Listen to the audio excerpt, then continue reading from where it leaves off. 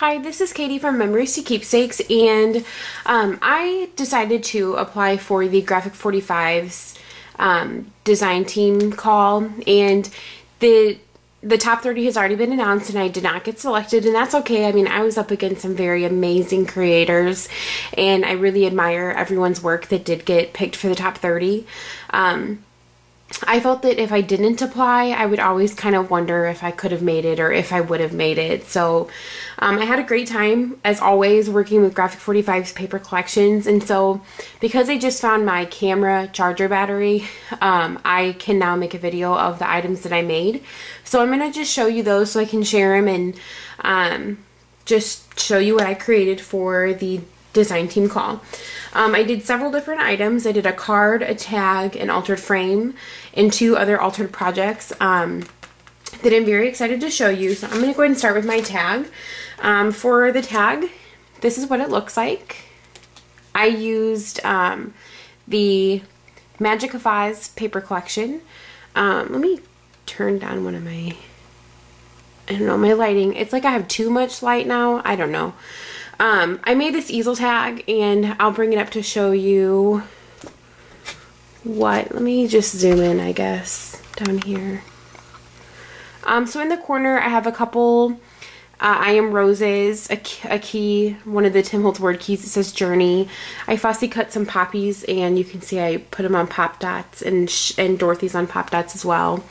I stamped a hot air balloon onto the paper collection, the Magic of Oz paper collection, but it is from My Favorite Things. I use the There's No Place Like Home stamp from Hampton Arts that coordinates with the paper collection, and I put it on a background of the Oz paper from the paper collection. And this tag is an easel tag, so let me show you what the inside looks like. When you lift it up, I created like a faux yellow brick road. I did this using just some golden paper and the Tim Holtz fragments. You can see, let me pull this up. They're the fragments from Tim Holtz. What I did was I used alcohol ink and espresso around the edges of the fragments to kind of give them more of like a brick look. And then I just adhered it to the golden paper. And so there you have it, the easel tag that I created. So that was one of my submissions. Let me move this over here. My second was the card, and I wanted to use several different collections just to showcase that I could work with every collection that I have of Graphic 45 so far. So I made a Halloween card. It was kind of weird making a Halloween card in March, or actually February, I'm sorry. But I do like how it turned out. I think my card making is getting a lot better. I just took one of the larger images from the paper collection and cut it out. I layered the card stock base with a piece of the pattern paper, the checkerboard one. In the corner, I made a couple flowers. One is using the scalloped rose, and one's using the rolled rose by MFT, and the purple one is actually using the Tim Holtz pine cone die. And then you'll see I put some just beaded trim here, one of the acrylic sprays in orange from MB's Treasurista, and then just a navy blue spray that I got from my local scrapbook store. I did take some seam binding and spray it with I think it was Black Magic Glimmer Mist.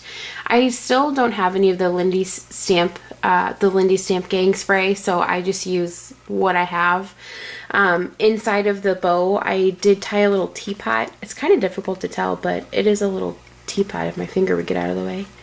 A teapot and spoon, just as an accent on there. And then at the top, I stamped the sentiment Happy Halloween and cut it out using one of the Tim Holtz banner dies. So that's the card as a whole. I did use some black satin trim from MB's Treasurista as well on the bottom. And then on the inside, I stamped the sentiment, oh, I'm sorry. When witches go riding and black cats are seen, the moon laughs and whispers, 'tis near Halloween. And then I used, that is the layered labels, I believe, from MFT for that. And then down here in the bottom, I created a pleated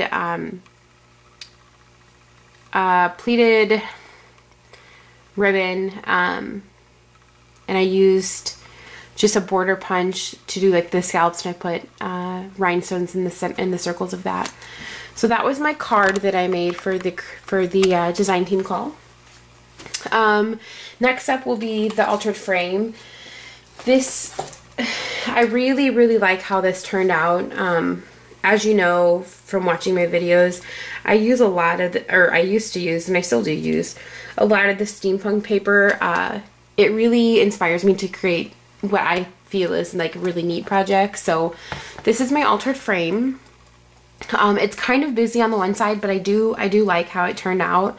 Of course, I fussy cut the image from the Graphic 45 steampunk paper.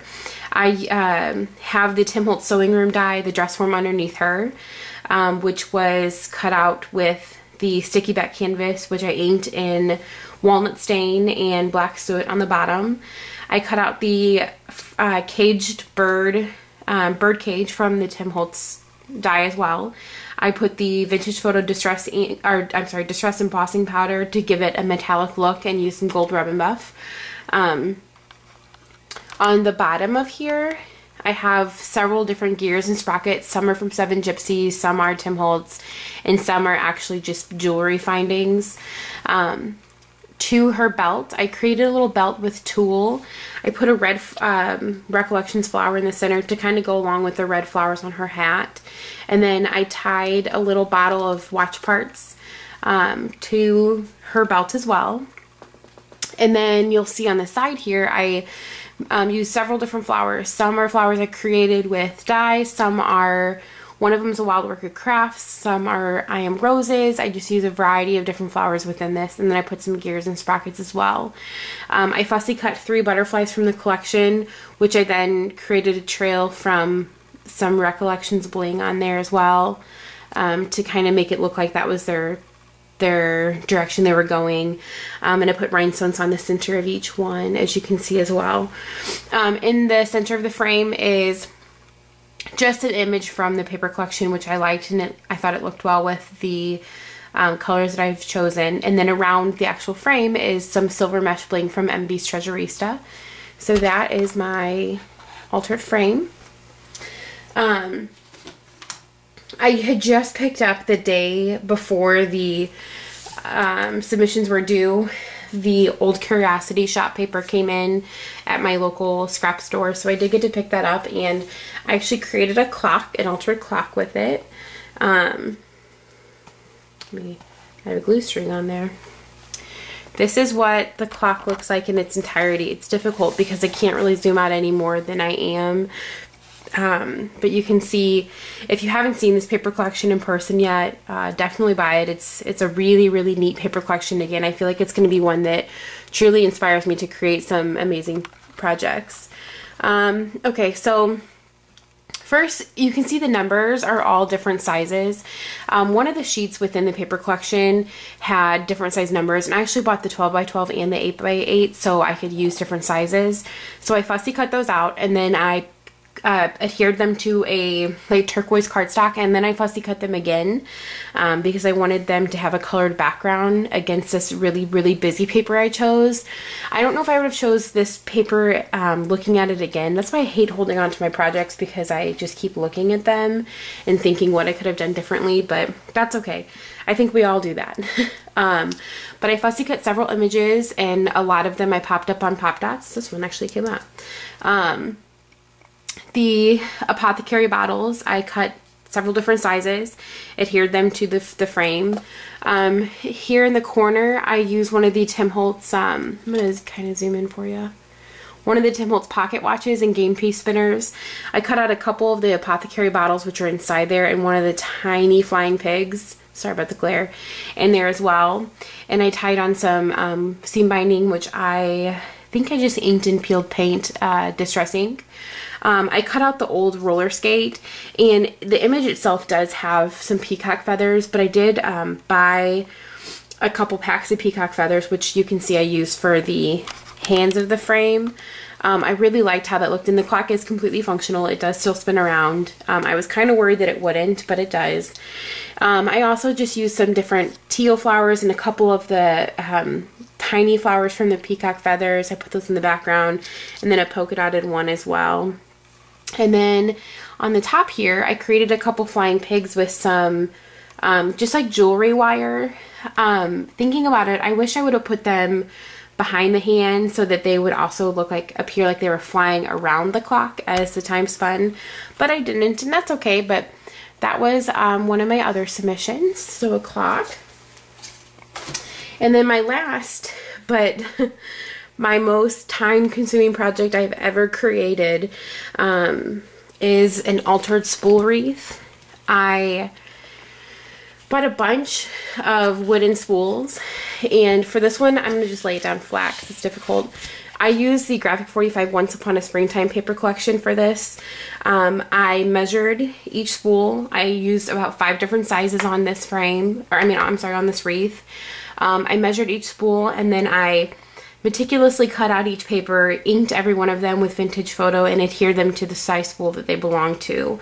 I tried using an equal selection of the papers, and I tried using almost every paper from the collection as well because I wanted it to have a good representation from the paper collection. I'm going to kind of zoom in a little bit so you can see it up close in detail. So you can still see, even on the tiniest spools, you can still see detail of this paper.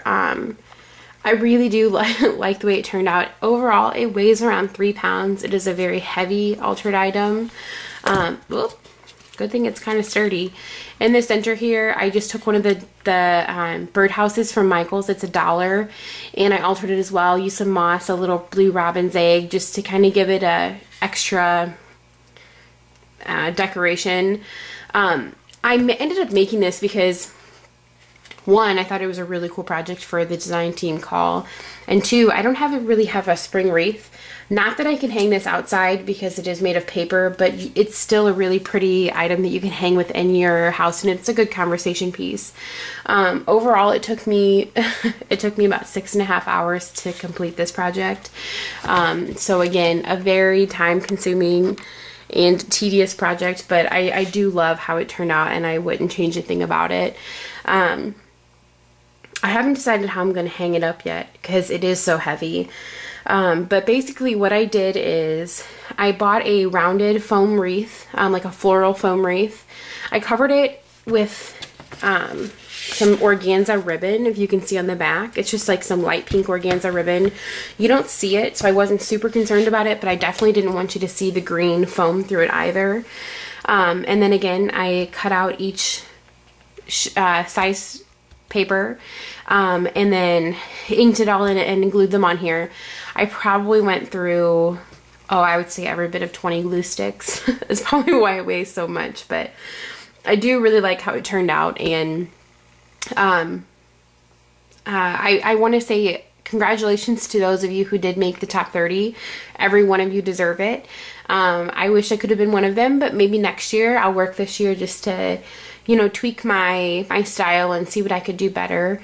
And I'm anxious to see who definitely makes the top. I don't even know how many they're choosing, so who makes the top pick for Graphic 45. So those were my submissions. One other card share I just want to do, just because I'm trying to catch up on videos, which I apologize since this one is kind of long. I bought some new stamps. They are called Darcy stamps. Darcy's the brand.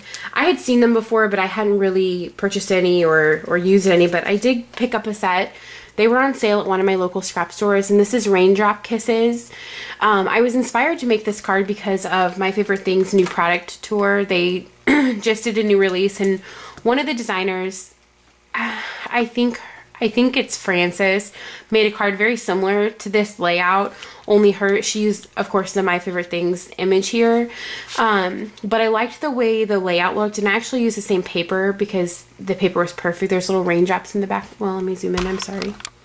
There's little raindrops in the background of it, and so it was perfect because it did go with this stamp set. But anyways, I stamped little Darcy, and I paper pieced her dress underneath and her pockets and her button and her boots, and then I colored the rest of her with Copic markers. And I don't know, there it is. You can see I used some glossy accents on the puddle to make it appear like water. And again, I got that idea from the amazing designers for My Favorite Things. A lot of them used this puddle idea on their cards this week. So I was just kind of really inspired by those, and so I wanted to make this card, and the inside's just kind of simple, but it says, oh, let's see.